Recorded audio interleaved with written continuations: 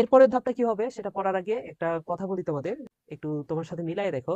ধরে নাও যে তোমার বাসায় তুমি যখন ছোট ছিলা তখন একটা আত্মীয় আসছিল তোমার বাসায়। হুম। তো ছোটবেলায় তোমাকে দেখে গেছে।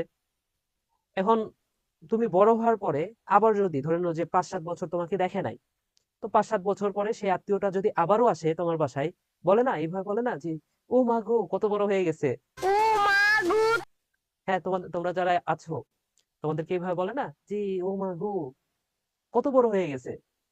তো ফার্স্টে কেমন ছিল, ফার্স্টে ডিম থেকে লার্ভা হইছে, মানে অনেক ছোট্ট ছিল, বাচ্চা ছিল, শিশু ছিল।